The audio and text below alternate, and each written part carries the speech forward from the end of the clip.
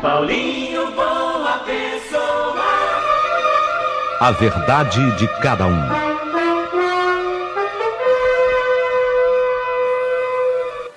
Olha, eu tinha a mais absoluta certeza de que a bebida iria abreviar a vida do meu pai aqui nessa terra.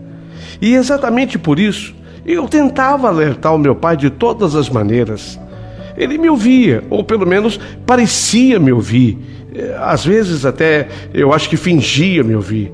Mas diante do vício, ele se mostrava muito fraco e ele sempre perdia a batalha. E quantas vezes ele perdia, quantas vezes ele perdeu. Ele perdeu tanto com isso. Perdeu o casamento com a minha mãe, que não suportou o homem que ao sair do trabalho, todo dia era assim. Ele era lá no trabalho dele reconhecido como grande profissional tipógrafo. Antes de voltar para casa, ele se enfiava no boteco e ali ele ficava, e a sua voz ainda firme pedia a primeira branquinha, depois vinha a segunda e vinha a terceira e ele não parava mais. E ele só saía de lá quando já não coordenava mais direito os membros inferiores, todos, porque ele vinha pela rua como a vencer elásticos invisíveis presos em suas pernas, e na altura da braguilha, o molhado denotava que a urina a conta-gotas lhe escapava, até xixi na calça ele fazia. Quando o meu pai conseguia abrir o portão de casa, com aquela dificuldade toda, como a procurar uma autopunição, ele ria ao ter o braço dele arranhado pela roseira ali plantada, e ele dizia sua frase predileta: a vida é bela, mas a vida é bela, mas tem seus espinhos, igual o seu, Roseira. Roseira, Roseira, você é linda, mas você tem os seus espinhos. Assim é a vida da gente, Roseira. A vida é bela, muito bela, mas tem seus espinhos. Eu sei que nessa hora ele não falava só dos espinhos da roseira, mas de tantos outros que, se eu pudesse, eu teria retirado do seu caminho. Eu, como filha que o amava, mas de que jeito? Só meu pai sabia os espinhos que o afetavam e profundamente. Portanto, eu nunca tive a certeza de que de fato aqueles espinhos existiam ou quais eram. Ele é que conhecia cada espinho da sua vida. E ele descontava tudo naquele vício, aquele vício maldito da bebida. Ele descontava como se o vício pudesse ajudá-lo, como se o vício pudesse resolver. E, na minha opinião, o vício só atrapalhava. Um dia, a minha mãe não suportou mais. Se cansou disso com meu pai. Ela sozinha se sentia responsável pelos 3 filhos, sendo a mais velha eu tinha 12 anos na época, e a minha mãe lutava fazendo bolos e pães caseiros para o nosso sustento, pois o bom salário que o papai ganhava como tipógrafo não ganhava mal não, viu? Meu pai era um grande profissional. O bom salário que ele ganhava, a 4 quarteirões de casa ficava tudo. Ficava no esquinão. Era um boteco frequentado por ele, chamava-se o Esquinão. Ei, Esquinão! Quanto dinheiro esse esquinão levou do meu pai? Ia tudo ali. Lembro que quando a minha mãe comprou aquele cadeado e com ele fechou o portão, com aquele cadeado grande, pesado, quando a minha mãe fechou o portão de casa com aquele cadeado, ela me falou: Fabi, eu tô tomando uma decisão hoje. A partir de hoje, teu pai não entra mais aqui. Teu pai dorme na rua. Eu quero ver como é que ele vai abrir esse portão, Fabi. Eu quero ver. Ele não entra mais aqui. Ele dorme na rua a partir de hoje. E a minha mãe, nesse dia, ela pareceu para mim ser tão dura, sabe? Ela tinha que ser firme naquele posicionamento dela. E ela pareceu para mim ser tão dura.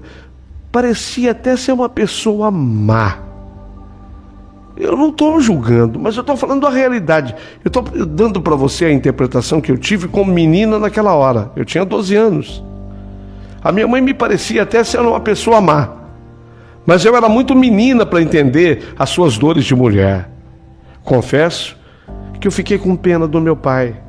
Meu pai não ia poder mais entrar em casa. O cadeado era desse tamanho aqui, ó, imenso. Talvez por isso eu não tenha pegado no sono direito na minha cama.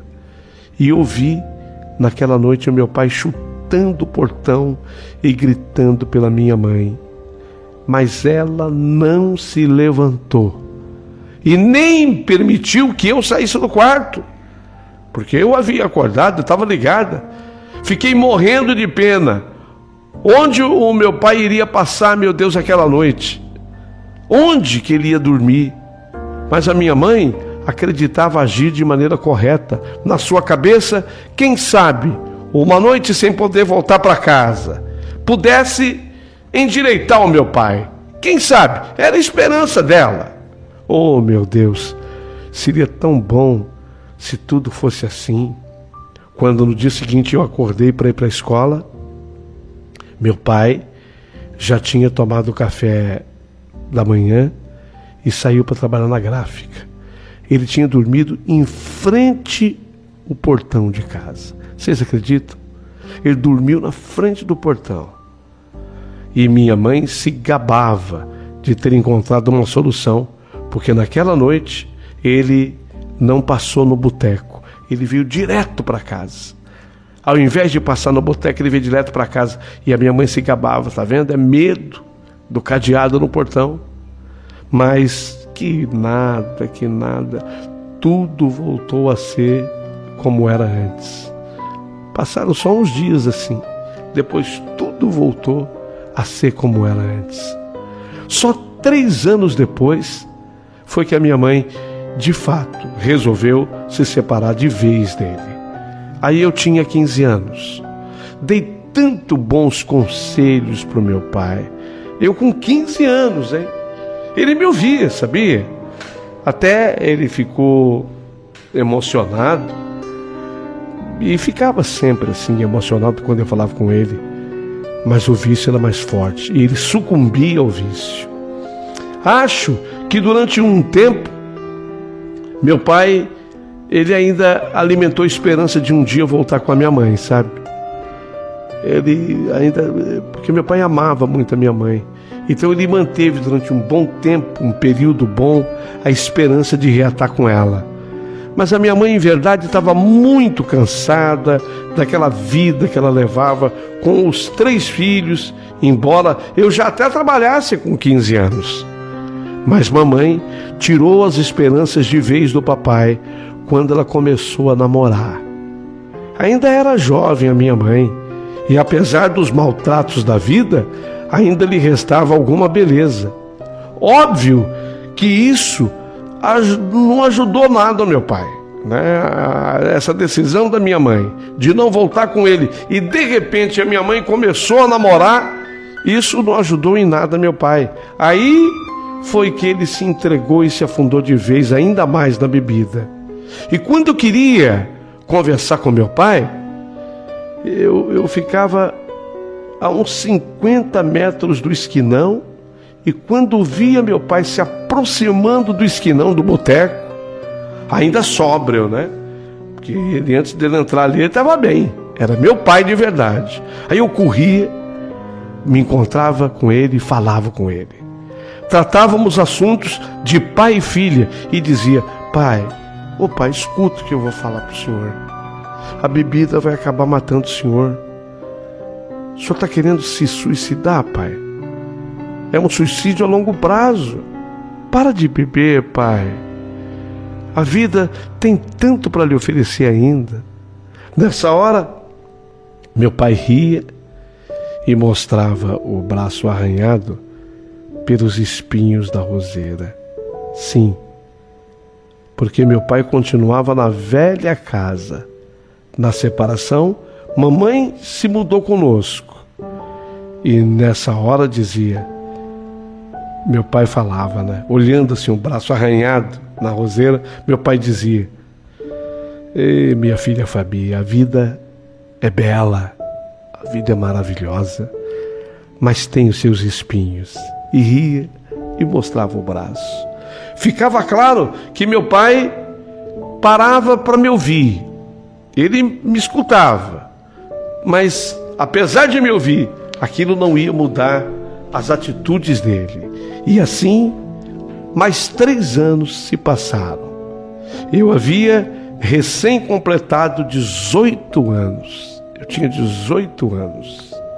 Eu estava no ponto de ônibus, pronta para ir trabalhar, quando o Giba, um rapaz da minha idade, ele veio correndo me encontrar. E ele falou comigo, Fabi, você está indo trabalhar? Sim, Giba, estou indo trabalhar. Então você não está sabendo? Sabendo o quê? O seu pai, você não está sabendo? Não, Giba, o que tem, meu pai? Seu pai foi atropelado, Fabi. O corpo ainda está no meio da rua. Ele foi atropelado.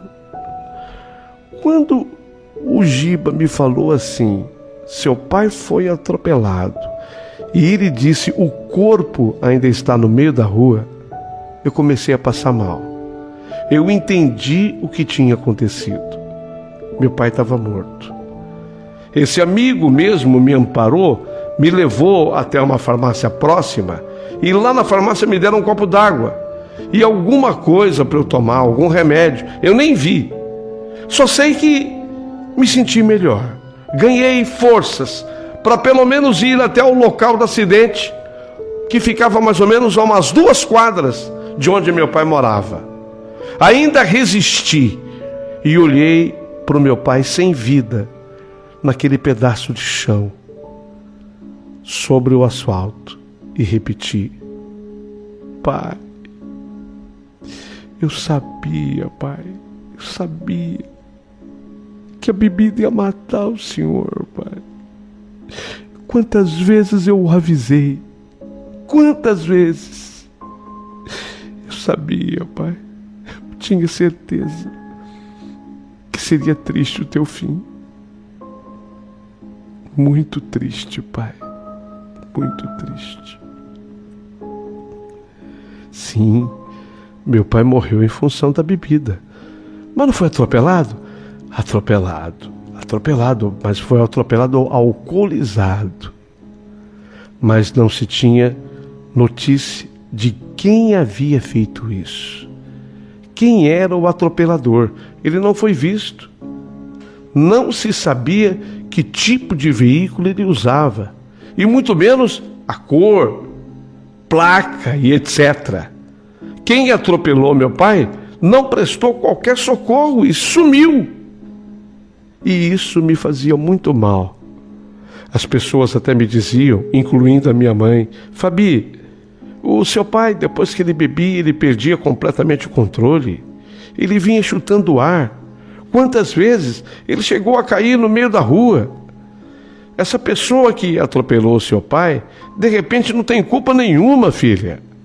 Não se tratava disso. Eu não estava pensando em responsabilidade sobre o acidente, mas eu estava falando de falta de humanidade e não prestar um socorro. Sabe, isso era que doía no meu coração. Quem o atropelou não o socorreu. E quem atropela, ainda que seja um bicho, um animal, tem que parar, ver o que aconteceu.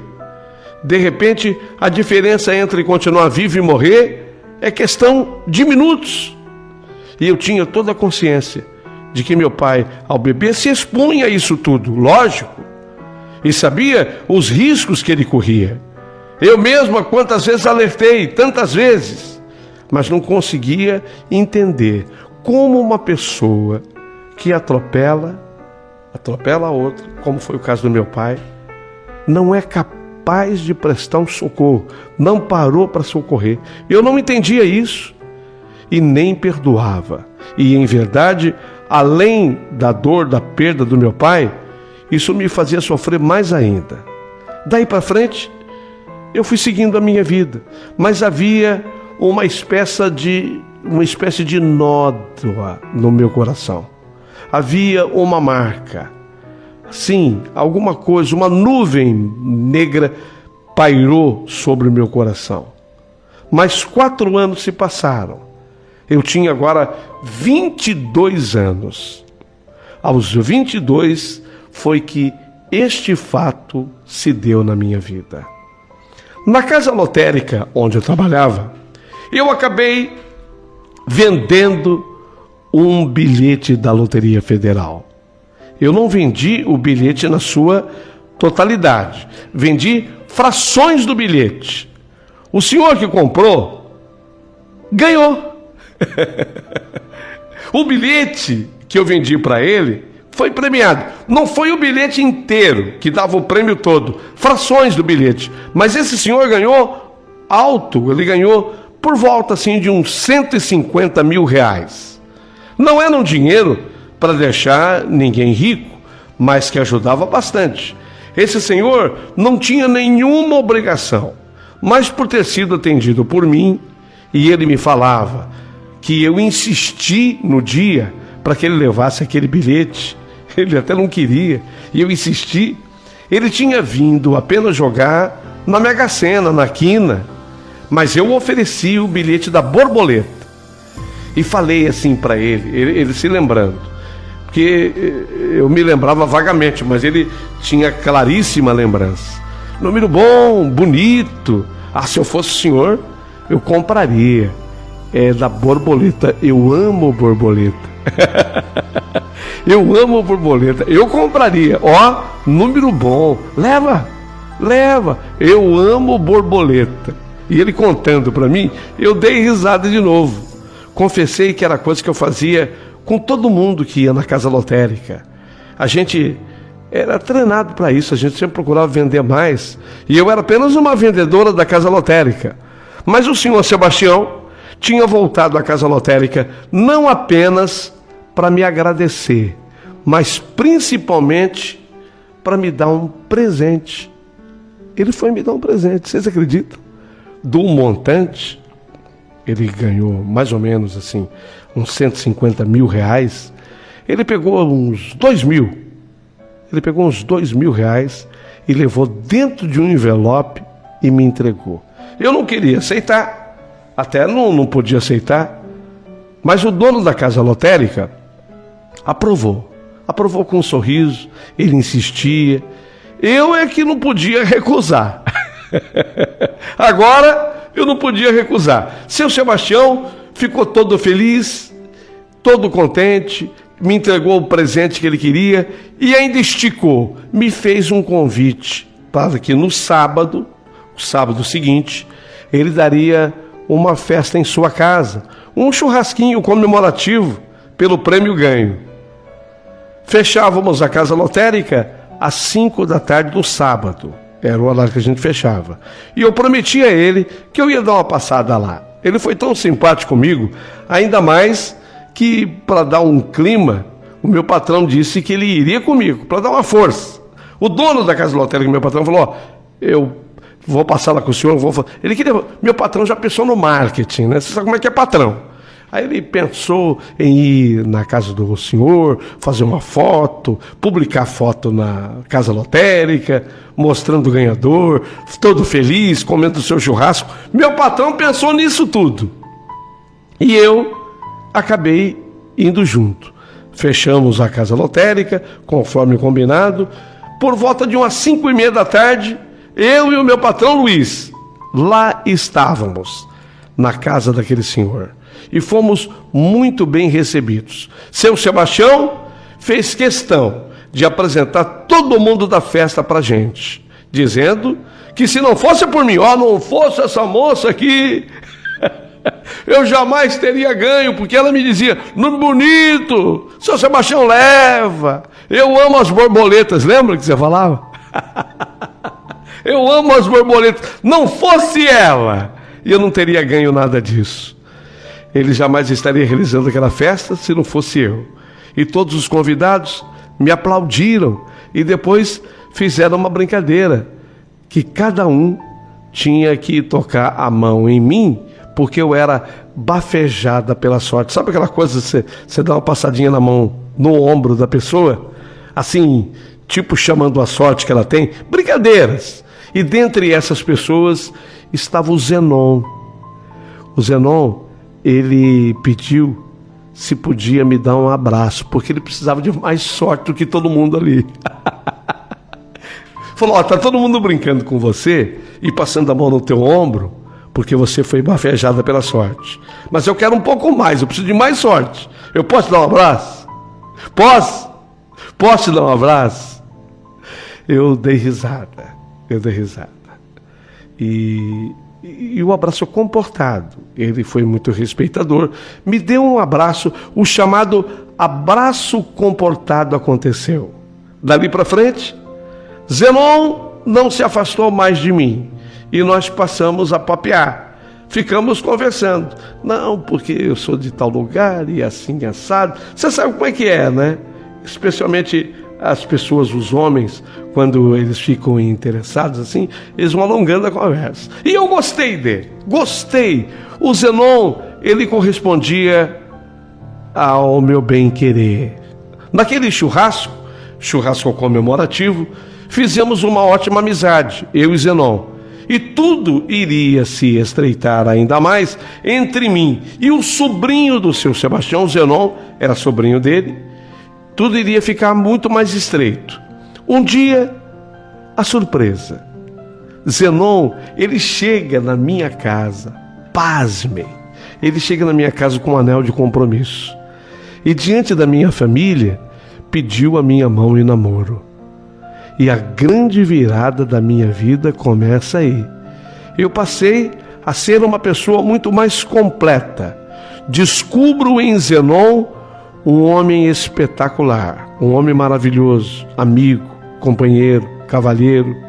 Ele me parecia ser toda a compensação por tudo que eu tinha sofrido com meu pai, o vício do meu pai, o triste e amargo fim do meu pai. Então eu agora colocava os meus joelhos no chão, eu agradecia a Deus por Zenon na minha vida. Evitava falar sobre o meu pai. Era uma forma que eu encontrava para não sofrer mais do que eu já tinha sofrido. E eu já tinha sofrido bastante. Então a forma que eu encontrei para não sofrer mais do que eu já tinha sofrido era quase não falar do meu pai. Evitava falar do meu pai. Era o jeito que eu encontrava. Óbvio que Zenon sabia que eu tinha perdido meu pai e que fora num acidente. Mas ele me respeitava. Quando eu ainda chorava sua falta e me esquivava, não dando detalhes a respeito, ele, nesse momento, parecia ser solidário comigo, também sentindo as minhas dores e me compreendia. E foi assim que eu e Zenon fomos nos descobrindo apaixonados um pelo outro e chegamos a noivado. E já falávamos até em casamento. Foi por essa época que eu resolvi ir mais fundo com ele, num assunto muito mal resolvido para mim. Veja, o assunto era muito mal resolvido para mim. A morte do meu pai, especialmente pela forma que tudo aconteceu. O assunto, ele tinha sido evitado, porque eu sabia o mal que aquilo me fazia. Então, eu resolvi mais fundo com o Zenon.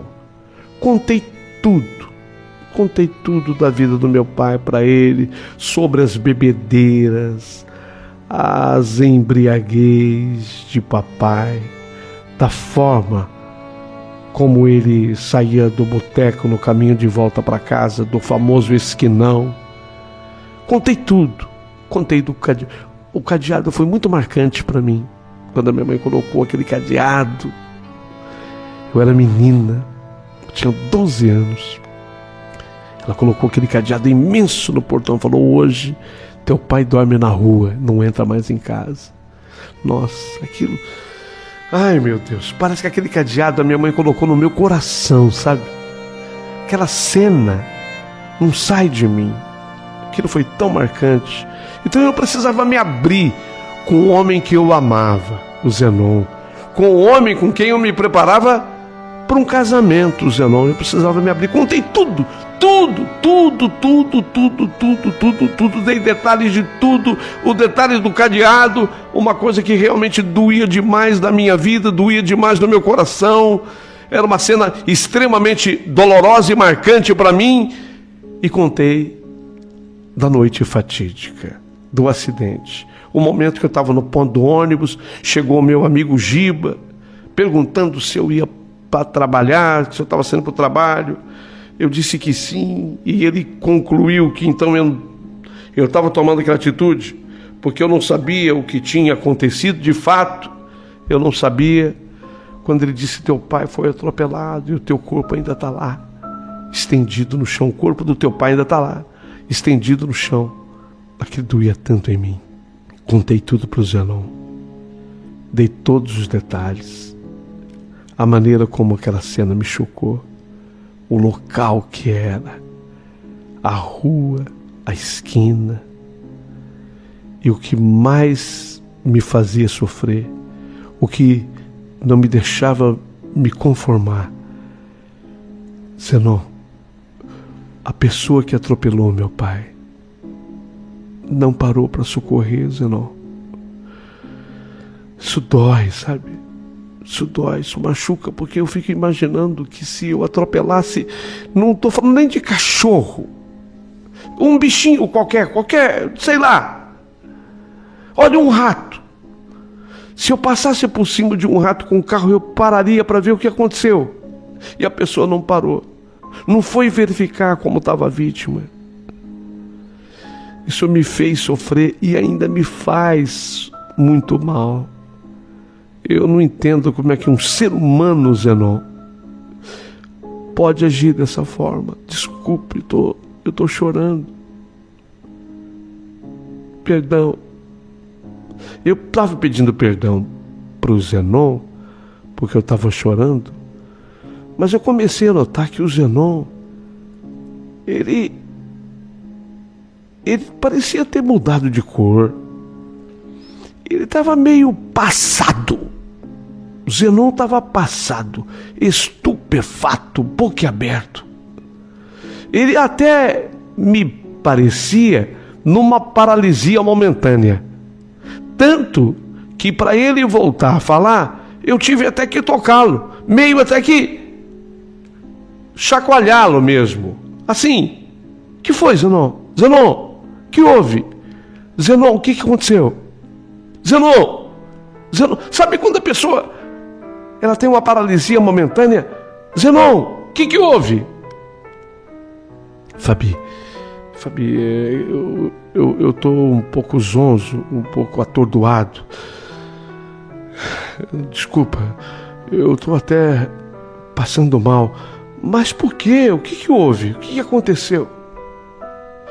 O que aconteceu? Toma água. A água vai te fazer melhor. Ai. Toma água. Tosa, não. Toma água.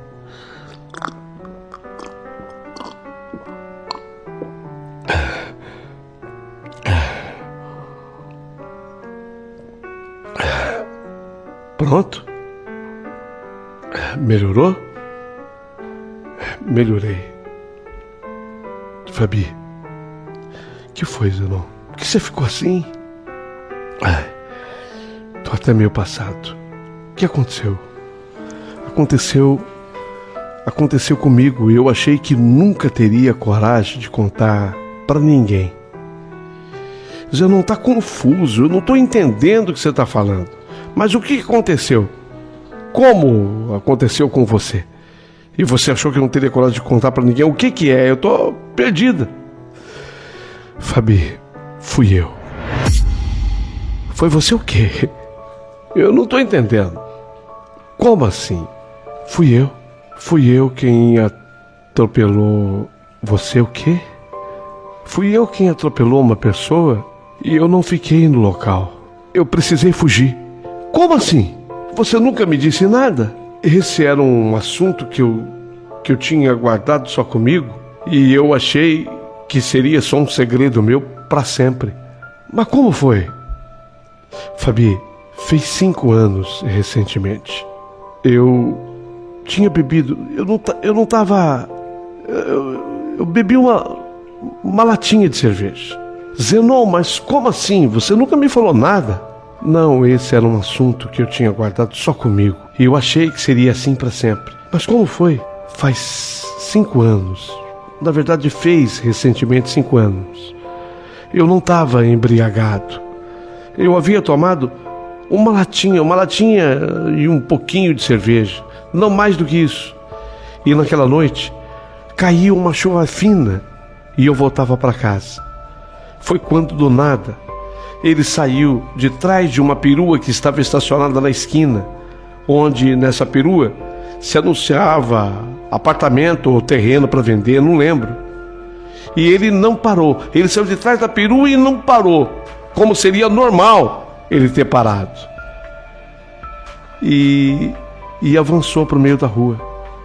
Eu vinha no meu carro, eu tentei frear, mas eu estava muito próximo, sem contar que o piso, todo molhado pela chuvinha insistente que caía, não deu para evitar a colisão.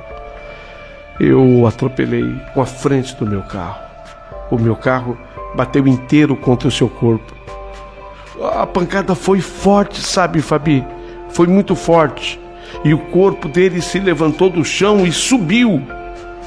Ainda bateu contra o meu para-brisa, quer dizer, além de ter atropelado com a frente do carro, quando o corpo subiu, ainda bateu contra o meu para-brisa. Finalmente o meu carro parou e seu corpo ficou a 6 metros do local. Ele também bateu com a cabeça no chão. Eu tremia inteiro. As minhas pernas, por um momento, perderam a força de sustentação. Eu não conseguia me manter de pé. Fiquei uns minutos assim. Eu não sei precisar quanto, mas não menos que uns 3, 4 minutos. Eu esperava a chegada de alguém, mas devido à chuva, já tarde da noite, ninguém apareceu. Ninguém. Já quase meia-noite, com aquela chuva, todos estavam dormindo. Achei até que com o barulho da freada alguém fosse aparecer, mas que nada. A região era de casas comerciais. Ninguém apareceu, lugar pouco habitado. Quando eu vi que ninguém aparecia, eu abri finalmente a porta do carro e saí. Eu ainda tremia muito, mas agora podia me sustentar. Fui atrás da vítima. Vi o seu corpo. Era um senhor.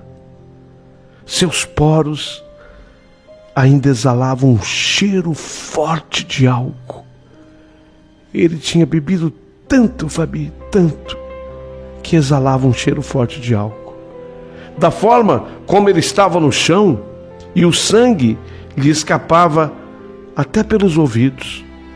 Quando eu vi que o sangue escapava pelos ouvidos, eu sabia que a situação dele era gravíssima, mas ainda havia a esperança de que tivesse vida.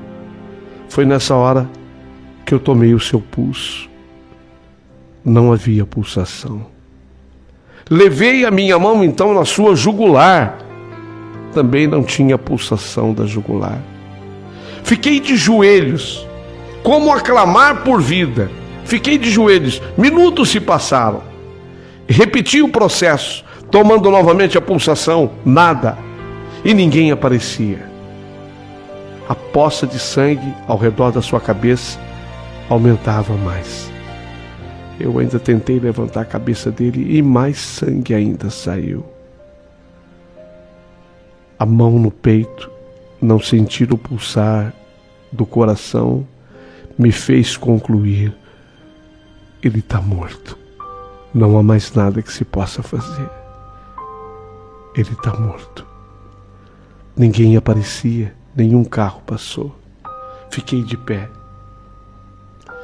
Pedi a Deus por sua alma. Pedi perdão pelo que eu faria em seguir. Lembrei da cerveja que eu havia tomado, da minha carteira de habilitação vencida. Nada justifica. Eu fui covarde mesmo. Ainda olhei para o corpo do homem inerte. Entrei no carro, dei partido e saí. Por uns dias, confesso, que torci para que alguém tivesse anotado a minha placa, porque a consciência me pesava de um jeito, num tanto, mas jamais houve qualquer tipo de denúncia. O tempo passou, pedi que se rezasse uma missa por aquele homem desconhecido. O padre me pediu o nome da pessoa, eu não tinha. Falei para o padre que seria uma missa por uma vítima abandonada num acidente. E assim o padre fez. Me olhou com uma certa desconfiança, me olhou até desconfiado, mas não me questionou. Eu guardava, portanto, esse segredo comigo, só comigo. Nada falei para ninguém, a não ser hoje. A não ser hoje que eu estou falando tudo para você, Fabi. Era muito forte a revelação. Podia até ser outro caso, mas não era. O tempo, o dia do acontecimento, a rua, a esquina onde tudo aconteceu, apenas se confirmava. Zenon, meu noivo e o meu amor, era o atropelador do meu pai. Era ele! O atropelador do meu pai era ele. E agora? Eu, noiva, com o casamento marcado com a única pessoa que eu não conseguia perdoar na vida. A minha primeira reação foi a pior possível. Não sei. Talvez tivesse necessidade daquilo. Talvez tivesse que acontecer exatamente aquilo. Eu, na hora, agredi o Zenon com palavras, chamando-o de covarde, de desumano, que ele poderia ter salvado a vida do meu pai, bastava socorrê-lo. Zenon se defendia, dizendo que uma coisa ele tinha certeza: meu pai já estava morto. Quando ele resolveu ir embora, ele teve a mais profunda convicção de que meu pai já estava morto. Eu gritava que isso não me interessava, que nada justificava o que ele fez, que nada justificava o que ele fizera com o meu pai. Não poderia ser diferente para aquele momento. Rompemos o nosso relacionamento, o noivado terminou, o casamento não iria acontecer mais. Em nossa despedida, gritei: não quero te ver nunca mais na minha vida, Zenon. Nunca mais. Nem que você seja o último dos homens. Passamos assim, distantes um do outro, mais de 6 meses. Mais de meio ano. Não me sentia feliz. Não me sentia feliz, embora agora soubesse tudo sobre o que havia acontecido com meu pai. Mas eu não me sentia feliz, porque no fundo eu sentia alguma coisa muito forte pelo Zenon. Eu sentia algo muito forte, e isso tem um nome: é amor. Até aquele dia, trabalhando lá na casa lotérica, eu vejo entrando aquele senhor conhecido, seu Sebastião. Lembram do seu Sebastião? O que ganhou com o bilhete premiado que eu vendi? O tio do Zenon? O homem para quem eu havia vendido o bilhete premiado e que mudou a minha vida ao me apresentar Zenon, seu sobrinho? Ele veio no meu guichê.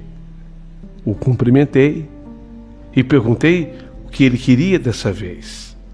E ele respondeu: Fabi, escuta bem.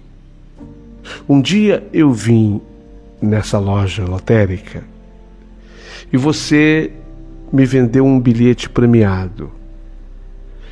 O dinheiro que eu ganhei não me deixou rico, mas foi extremamente útil na minha vida, me permitindo pagar dívidas importantes e que me preocupavam.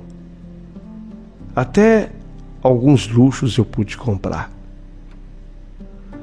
Digamos que hoje você fosse capaz de me vender um bilhete que me desse milhões.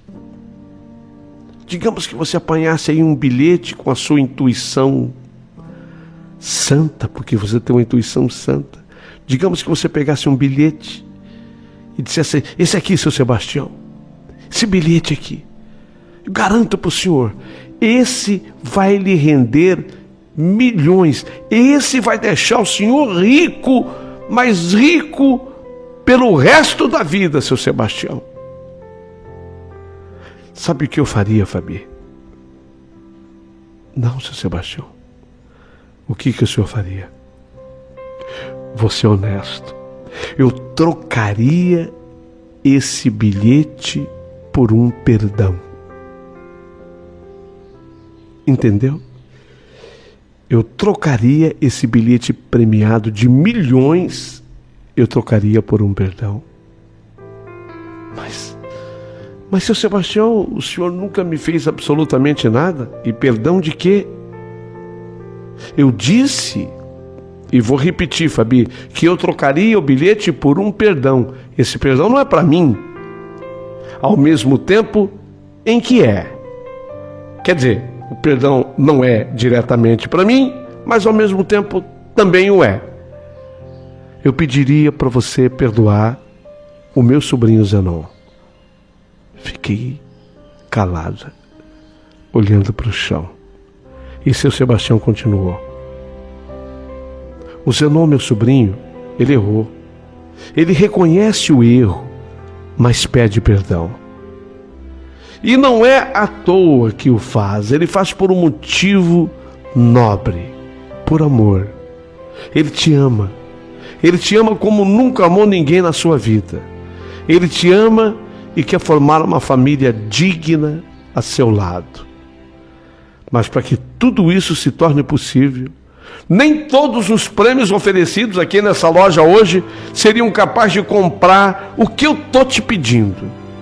Um perdão. Mas um perdão dado de coração.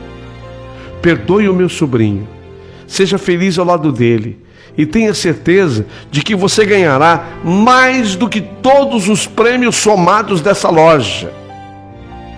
Mais do que todos. Você está me ouvindo, Fabi? Eu não vim aqui hoje para comprar bilhete. Nem o mais milionário deles. Nem se você me garantisse que eu ganharia com esse bilhete. Eu vim aqui para te pedir esse perdão. Será que você pode me atender? Ao final de tudo, eu estava chorando. Ergui a cabeça e pensei estar tendo uma visão. Não era mais o senhor Sebastião que estava ali, mas sim Zenon. Era ele. Eu estava com a cabeça baixada e quando eu levantei a cabeça, o Zenon, ele entrou e ocupou o lugar do seu Sebastião. Nos abraçamos e não nos separamos mais. O perdão foi concedido. De forma que foi tão resoluta a minha deliberação que eu jamais toco nesse assunto com o Zenon. Jamais. Nem ele comigo, nem eu com ele. Não há necessidade. Por isso que nós estamos juntos faz tanto tempo. Acabamos de comemorar bodas de prata, felizes da vida, com os nossos filhos, com a nossa família. Uma coisa que eu quero deixar para que você comente aqui nesse canal hoje, na minha história. Se você estivesse no meu lugar, teria agido da forma como eu agi? Em algum momento, você achou que eu excedi em algum ponto? Quero que você comente.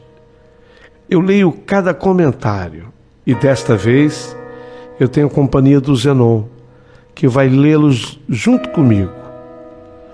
É uma maneira que nós encontramos até para melhorar um pouco ainda mais o relacionamento que já é tão bom. O seu comentário nos será bastante útil. Por favor, mande seu comentário a partir de agora. Mas essa é a minha história. Talvez ela responda uma pergunta. Aquela famosa indagação quando tem que ser, nada impede, ninguém impede. Parece que tudo contribui, parece que tudo colabora para que as pessoas de fato fiquem juntas e para sempre. Essa é a minha verdadeira e real história.